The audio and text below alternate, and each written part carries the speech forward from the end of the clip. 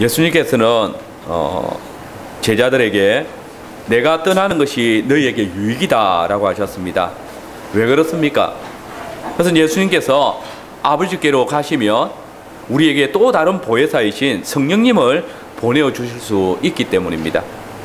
성령님의 이름이 또 다른 보혜사이신 것은 성령님께서 먼저 오신 보혜사이신 예수님의 일을 하실 것이기 때문입니다.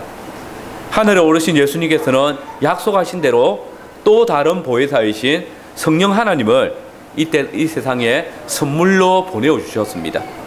이 선물은 정말 대단한 것이고 놀라운 것입니다. 하나님께서는 이를 통하여서 믿음의 조상들에게 주셨던 약속, 곧 나는 너희 하나님이 되고 너희는 내 백성이 되리라, 내가 너희와 항상 함께 하겠다라는 그 약속을 성취하셨습니다.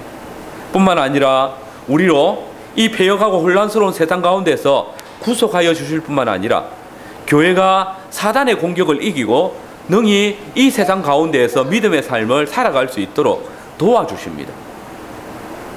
어떻게 이것이 가능합니까? 그것은 바로 성령님께서 참된 하나님이시고 그분은 바로 우리 안에 항상 거하시는 분이시기 때문입니다.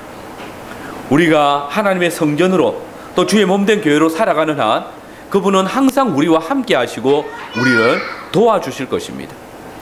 오늘 저는 본문의 말씀을 중심으로 하나님께서는 교회에게 성령님을 선물로 주셔서 교회가 진리를 따라 행하게 도우신다라는 주제로 교리문답 설교를 하겠습니다. 우리는 먼저 우리 안에 신앙을 일으키시는 성령님을 만나게 됩니다.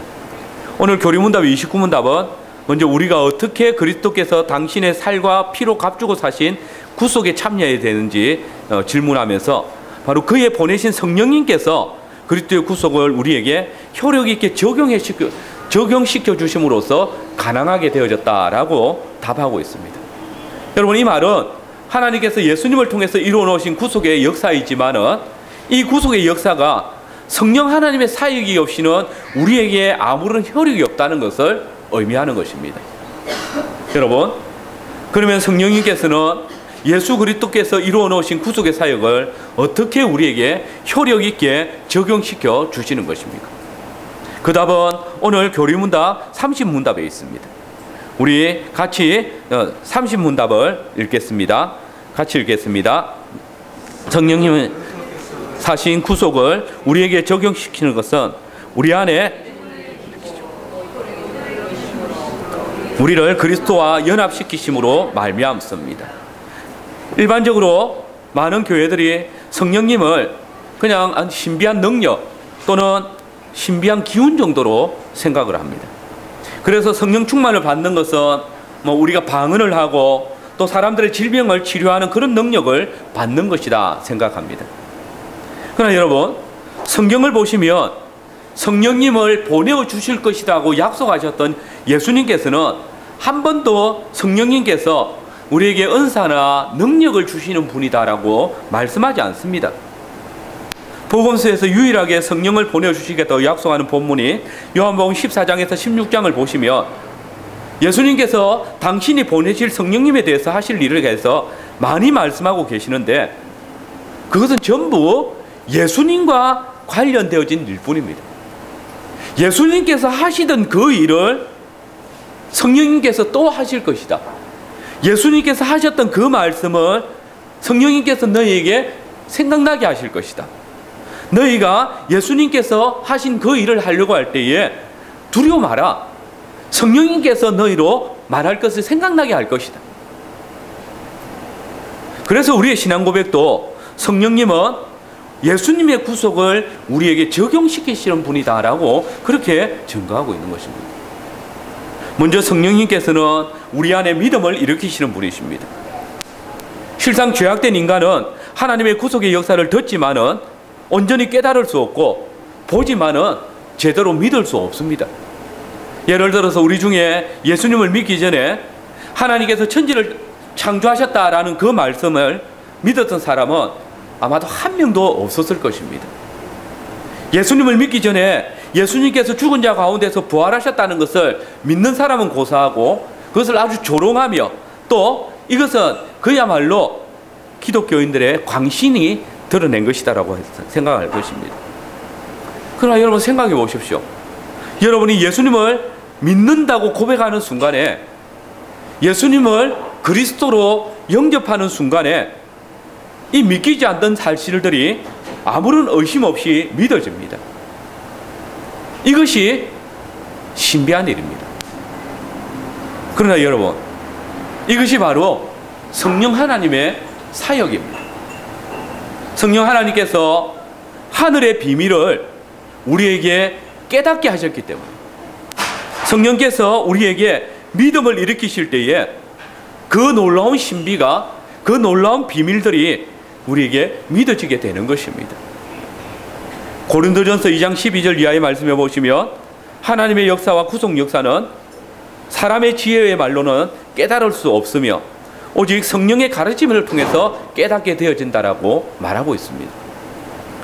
사실 믿지 않는 자들이 성경을 읽으면 믿어지지 않는 내용들 투성입니다.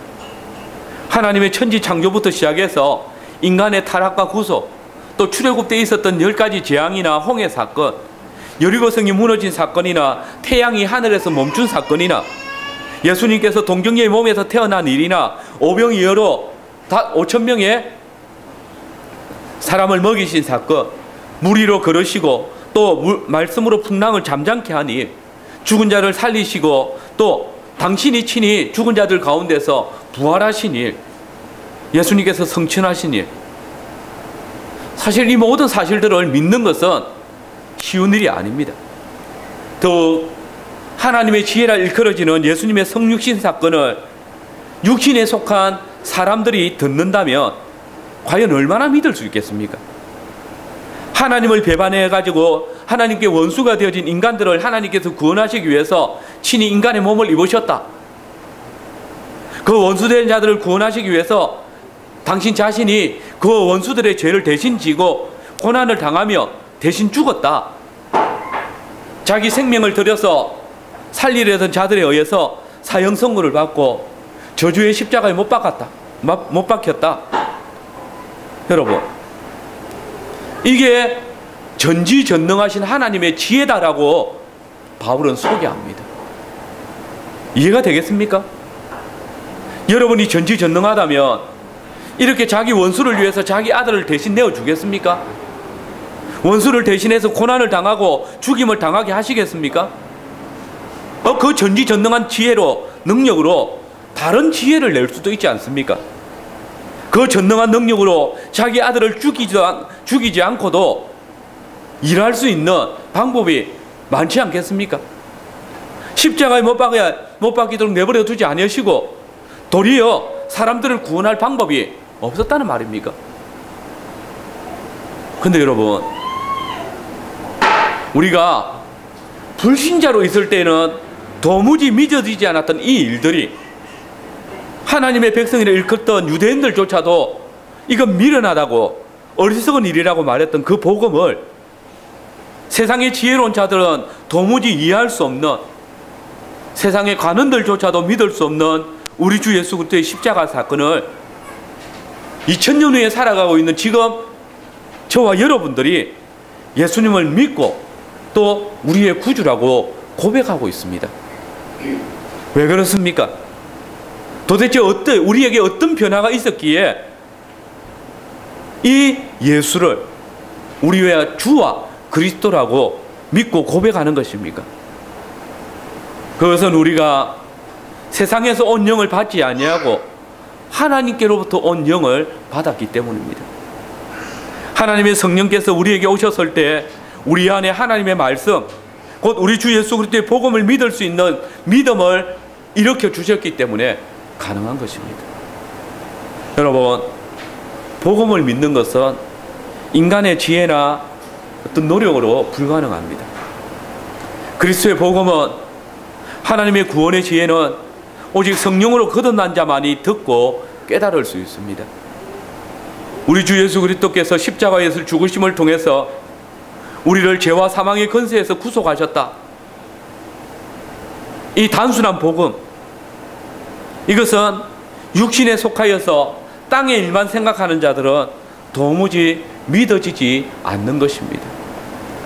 우리가 하나님의 이 미련한 지혜를 들었을 때 그것을 믿었습니다. 그리고 순종할 수 있게 되었습니다. 이것은 오직 성령 하나님의 사역입니다. 우리가 성령의 사람이 되어질 때에 성령께서 우리 주 예수 그리스도께서 우리 죄를 위해서 행하셨던 이 모든 구속의 역사들을 믿을 수 있도록 믿음을 일으켜 주신 것입니다. 여러분, 성령님은 성부와 성자 하나님께서 우리에게 주신 선물입니다. 성령님은 우리에게 우리 주 예수 그리스도의 복음에 관한 모든 지혜를 깨달을 수 있도록 역사하십니다. 내 안에 그리스도께서 살아계심을 알게 하시고 또 우리로 그리스도의 뜻을 따라 믿음으로 살아가게 인도하십니다. 성령님의 역사가 우리 안에 있지 않다면 우리는 하나님의 지혜와 구원의 비밀을 도무지 깨달을 수 없고 또 십자가의 복음에 미련한 것들을 믿을 수가 없습니다. 오히려 유대인들이 저것은 거치는 것이라고 말했던 것처럼 십자가를 믿는 것은 어리석은 일이라고, 또 헬라인들이 십자가를 미련한 것이라고 말했던 것처럼 십자가를 믿는 것은 부끄러운 일이라고 생각할 것입니다. 여러분, 불신자들에게 한번 물어보십시오.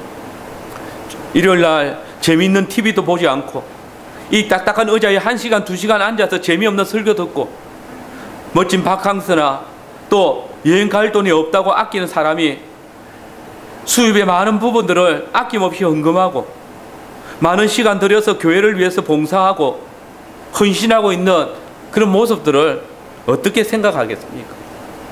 믿음 없는 저들에게 어리석은 십자가의 복음, 믿기지 않는 성경 말씀을 믿고 아멘으로 화답하는 성도의 모습은, 또 십자가 앞에서 까닭 없이 눈물을 흘리면서 자신의 죄를 고백하는 그런 성도의 모습은 도무지 이해할 수 없을 것입니다. 그러나 여러분, 성령으로 거듭난 자들은 성령님께서 그리스도의 복음을 우리에게 듣게 하실 때 자신의 죄를 깨닫습니다. 그리스도를 영접하라는 설득에 굴복합니다. 그 순간 그는 지금까지 자신이 도무지 경험해보지 못했던 놀라운 일을 경험합니다. 하늘의 비밀이 믿어지는 것입니다. 구원의 복음이 자기 속에 역사하여서 나로 하여금 우리 주 예수 그리스도의 구속을 신뢰하게 인도하는 것입니다. 지금까지는 미련한 것이라고, 웃기는 일이라고 여겼던 예수님의 십자가의 사건이 나의 구원의 역사임을 알게 되어집니다. 이것은 그야말로 신비입니다. 성도 여러분, 거룩하신 하나님께서 죄와 허물로 하나님을 대적하였던 저와 여러분들에게 찾아오셨습니다. 성령 하나님께서 하나님과 원수된 저와 여러분들 속에 당신의 거처를 삼으시고 내주하셨습니다. 성령님께서 주 예수 그리스도의 십자가의 구속을 믿으며 하나님께 나온 자들 가운데 거처를 삼으실 때에 피조물인 우리가, 하나님과 원수되었던 우리가 이제는 그리스도의 사람이 되고 하나님의 백성이 되어집니다. 그러므로 바울은 말합니다. 누구든지 그리스도의 영이 없으면 그는 그리스도의 사람이 아니라, 곧 그리스도의 피로 씻음을 받은 사람이 오직 그리스도의 영, 성령을 가진 자들이며 그들만이 우리 주 예수 그리스도의 구속을 믿으며 이제 하나님의 백성으로서 믿음의 삶을 살아갈 것을 결단할 수 있게 되는 것입니다. 여러분, 주의 성령님께서 우리를 믿음으로 부르셨습니다. 우리 주 예수 그리스도의 십자가의 복음을 듣고 믿게 하시며 그 복음 안에 거하게 하셨습니다.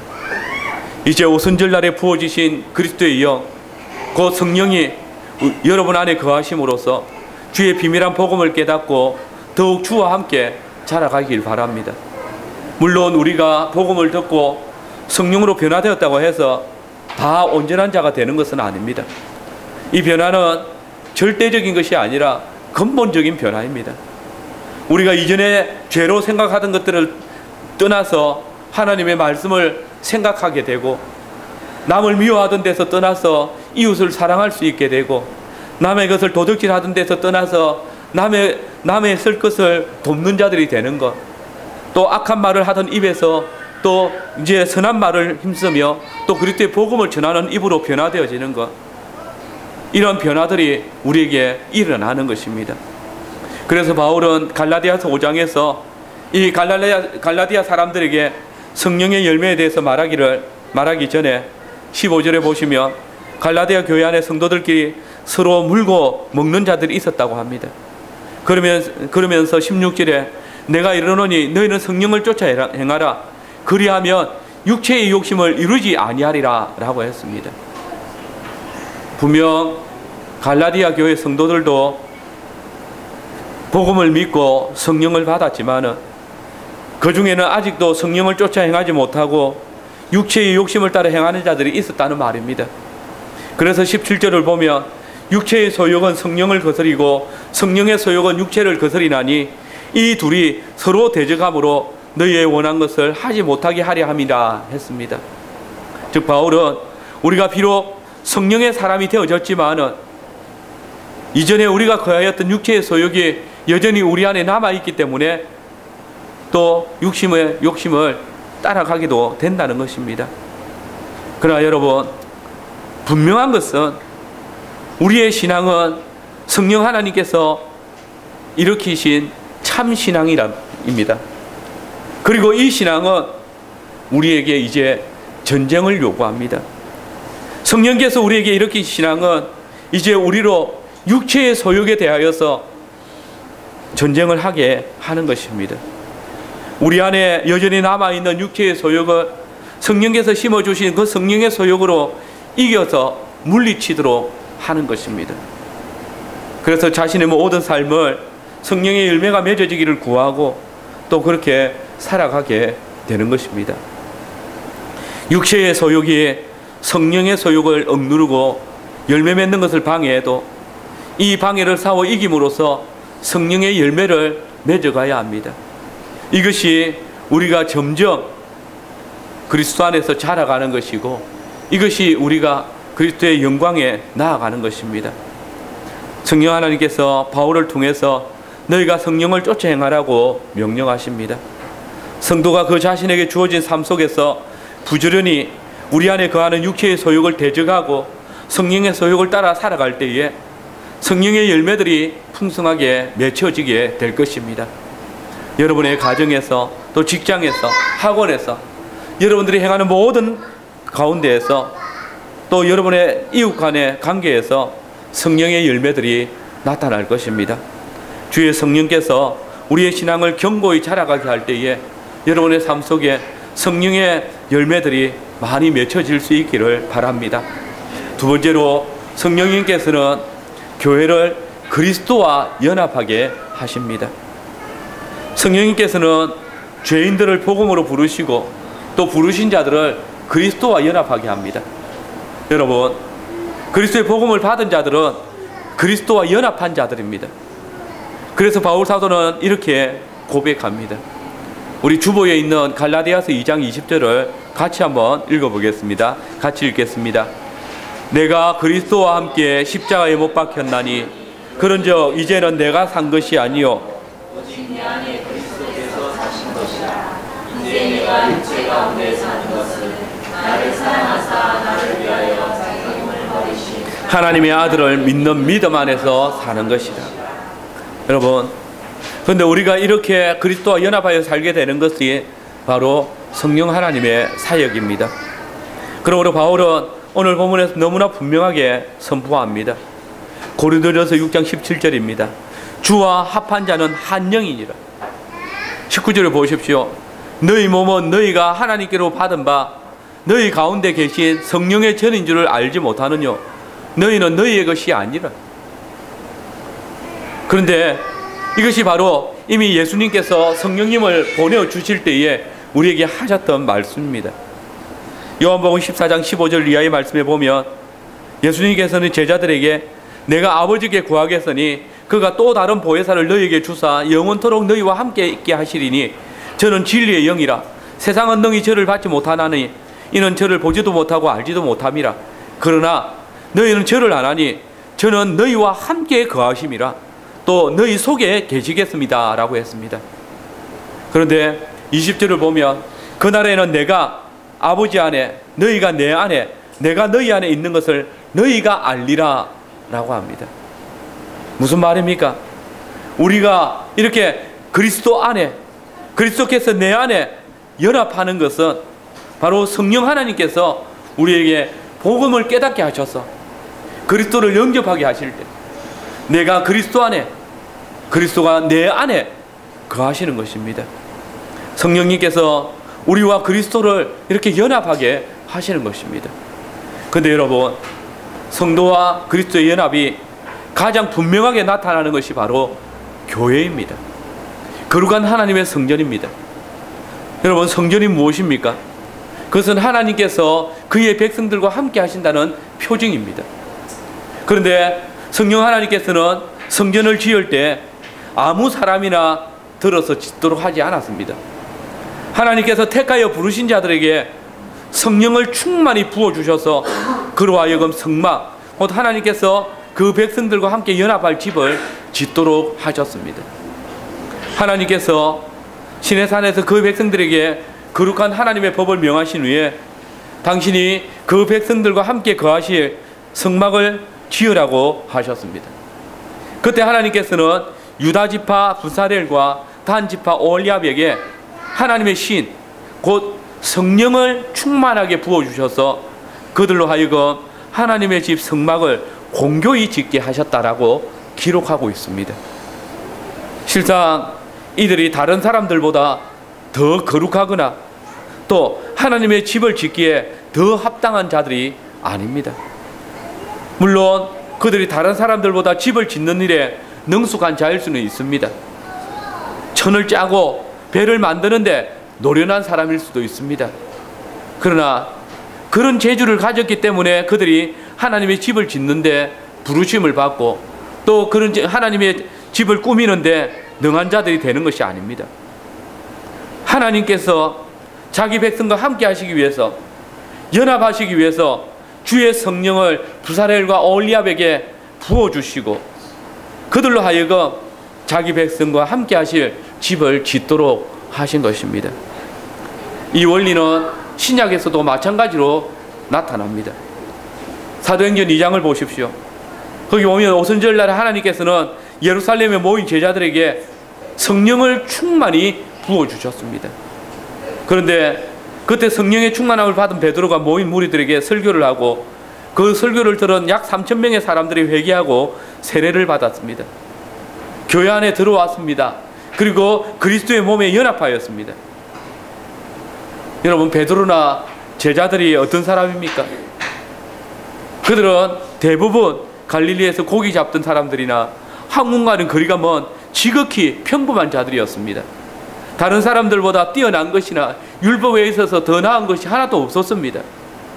그런데 여러분, 예수님께서는, 하나님께서는 그리스도의 몸된 교회를, 성전을 짓는 일에 있어서 이들을 사용하셨습니다. 이들 성령의 충만한 자들을 통해서 돌로 지은 옛 성전이 아닌 그리스도를 모퉁이 돌로 삼는 새 성전을 지으셨습니다.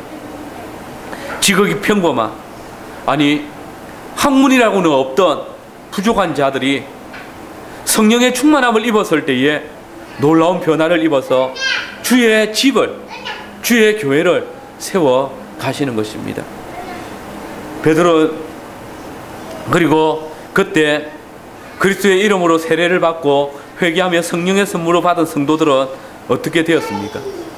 사도행전 2장 44절 이하의 말씀입니다. 믿는 사람들이 다 함께 있어 모든 물건을 서로 통용하고 또 재산과 소유를 팔아 각 사람의 필요를 따라 나눠주고. 여러분, 도대체 어떻게 사람들이 이렇게 변할 수가 있겠습니까? 서로 성이 다르고 혈통이 다르고 신분이 다른 사람들이 함께 모여서 자기의 것을 자기의 것으로 여기지 아니하고 부족한 자들에게 거저 나눠줄 수 있다는 말입니까? 이들 역시 성령의 세례를 받았을 때에, 성령께서 그들로 부르실 때에 이렇게 하였습니다. 생각해 보십시오. 이들은 성령을 받기 전에는 자기 유익을 위해서 재물을 쓰고 자기 배를 위해서 물질을 붙잡고 살던 자들입니다. 그러나 그리스도의 복음을 영접하고 세례를 받을 때에 하나님께서 부어주시는 그 성령께서 그들의 머리 위에 선물로 주어졌고, 그때에 그들은 자신의 재물을 자신의 것으로 여기지 아니하고 필요한 사람들을 위해서 자유롭게 나누어주는 그런 사람이 되었던 것입니다. 고린도 교회도 보십시오. 원래 고린도라는 뜻이 무엇입니까? 매춘 행위를 하다라는 뜻입니다. 이게 고린도입니다. 고린도 사람들의 원래의 모습입니다. 온갖 추잡한 성생활이 이루어지던 곳입니다. 남색이 또 근친상간이 매음이 매춘이 행하여지던 곳입니다.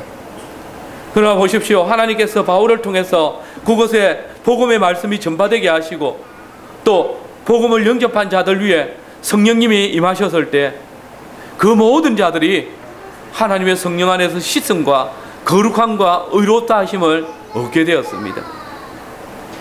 고린도전서 6장 9절에서 11절 말씀입니다. 불의한 자가 하나님의 나라의 유업으로 받지 못할 줄을 알지 못하느냐.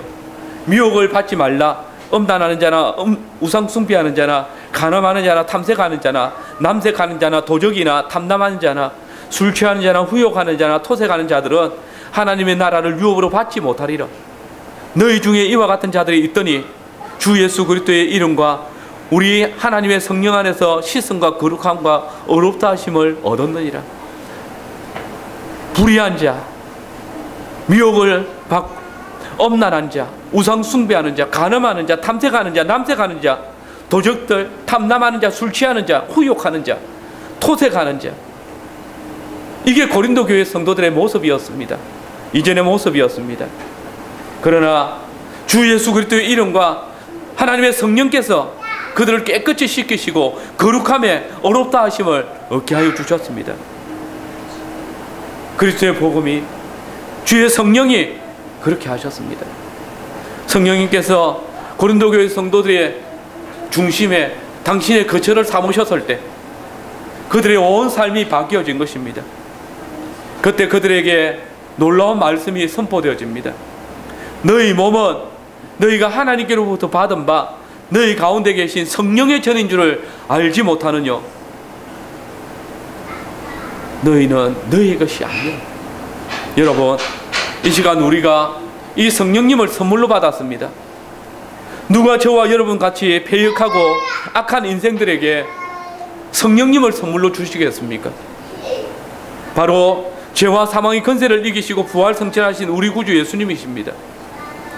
예수님께서 인생들 위해 성령님을 선물로 보내주셨을 때 각 시대, 각 교회는 그리스도와 연합하게 됩니다. 더 나아가서 이 연합은 그리스도의 복음 안에서 온 교회가 연합하는 것입니다. 이 일을 우리 주 예수 그리스도께서 이루실 때에 우리는 주께서 이루신 놀라운 일들을 보게 됩니다. 보십시오. 오순절날에 성령님께서 임하셨을 때에 교회 안에 어떤 일이 일어납니까?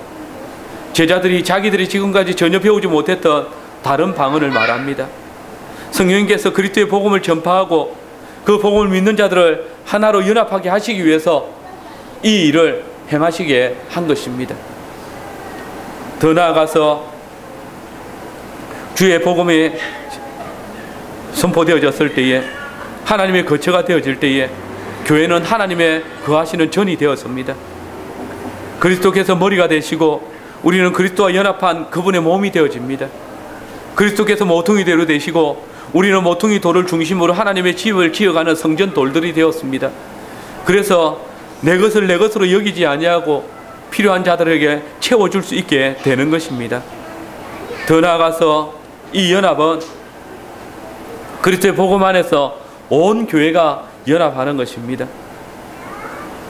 주의 제자들이 하나님의 복음을 전파하고 또 그리스도의 복음 안에서 그 믿는 자들이 함께 자라가는 것입니다.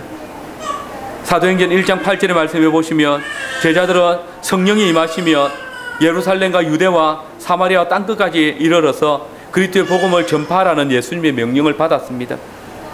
그런데 이 갈릴리에서 태어난 사람들이 전혀 다른 지역, 땅끝까지 이르러서 복음을 전하는 것은 전혀 무리한 일입니다. 그러나 보십시오. 성령께서 임하셨을 때 너희가 땅끝까지 내 증인이 되라고 하신 그 약속이 어떻게 이루어집니까? 오순절 성령께서 그들 각각에게 다른 방언을 주시고 다른 방언을 말하게 하심으로써 이 약속이 성취되어졌습니다. 사도행전 2장 7절 8절의 말씀에 오시며 그때에 천하 각국에서 모여온 자들이 이렇게 말합니다. 다 놀라 기이 여겨 이르되 보라, 이 말하는 사람이 다 갈릴리 사람이 아니냐? 우리가 각 사람의 난곳 방언으로 듣게 되는 것이 어쩌미뇨 하며 놀랬습니다. 제자들은 성령께서 그들에게 오셨을 때에 성령께서 주시는 그 능력을 따라서 방언으로 곧 복음을 전파해야 할 각 지역의 말로 복음을 전했던 것입니다. 여러분, 성령님께서는 오순절 날에 있었던 방언을 통해서 바벨탑 사건 이후에 분열되어졌던 세상을 그리스도의 복음으로 연합하게 하시기 시작합니다. 교회를 세우시고 한 복음을 각 지역의 방언으로 전파되게 하셔서 한 말씀에 한 교회를 세우게 하시는 것입니다. 그러므로 온 지역의 방언으로 전파된 그 복음을 인하여서 교회들은 한 성령으로 세례를 받고 한 복음 안에서 서로 연합하여서 한 교회로 세워져 가는 것입니다. 성도 여러분, 성령님은 죄악으로 인하여서 하나님과 멀어졌던 우리를 그리스도와 연합하게 하셨습니다. 성령님께서는 각 지역의 방언을 통해서 우리로 서로 다른 지역 안에서 한 복음의 교회로 연합되게 하십니다. 그러므로 만약에 성령 충만하다고 하면서 교회의 분당을 형성하는 자가 있다면 그는 성령의 역사를 깨닫지 못하는 자이고 성령의 하나 되게 하시는 역사를 방해하는 자입니다. 여러분, 우리 교회가 주의 말씀 안에서 더욱 견고히 그리스도와 연합해 갑시다. 머리이신 그리스도를 온전히 세우는 교회가 됩시다. 이를 위해서 직분자들이 먼저 성령에 충만한 자들이 되시기를 바랍니다. 각 지체를 견고히 그리스도께 연합시켜주는 띠가 되어줘야 할 것입니다. 성도 여러분 모두가 성령에 충만한 자가 되어서 하나님의 집, 곧 이 교회를 공교히 지어갑시다. 여러분이 스스로 내가 지은 곳을 찾아보십시오. 내가 그리스도의 모퉁이 돌이 되신 그리스도와 연합하여서 주의 집으로 견고히 세워져 가고 있습니까? 성령의 사람은 진리 안에서 자유롭게 섬기고 봉사합니다. 주님의 집으로서, 나의 집으로서 주의 집을 온전히 섬기고 또 세워가야 합니다. 이것이 성령에 충만한 자들의 삶의 모습입니다. 이 일을 위해서 먼저 하나님의 말씀을 아는 일에 열심을 내시길 바랍니다. 성령님께서는 하나님의 말씀이신 예수 그리스도의 일을 교회들에게 알리시고 기억나게 하시고 전하게 하시는 것입니다. 그러므로 교회가 하나님의 말씀을 모르면 신앙이 자랄 수도 없고 또 제대로 그리스도의 몸으로 연합될 수도 없습니다. 모든 성도들이 주의 말씀을 듣고 배우는 일에 있어서 최고의 열심을 내어야 하는 것입니다. 그때의 교회가 그리스도의 몸에 연합할 수 있는 것입니다. 기억하십시오. 교회는 그리스도의 몸이고 우리는 그 지체의 각 부분입니다. 우리가 다 주의 성령에 충만한 자들이 되어서 우리의 머리이신 그리스도께 온전히 연합해 갑시다. 그래서 우리 교회를 통해서 그리스도의 온전하심이 나타나도록 합시다. 성령에 충만한 직분자들이 그리스도의 몸된 교회를 진정 사랑함으로 성도들을 돌아보기를 쉬지 않는 교회, 이런 직분자들을 존경하고 신뢰하는 성도들이 많은 교회, 그때에 이 집을 섬기는 직분자들은 더할 나위 없이 행복한 주의 집의 청지기가 되는 것이고, 그때 우리 교회가 더욱 성령 안에서 온전히 연합해서 그리스도의 장성한 분량에까지 자라가게 될 것입니다. 아멘.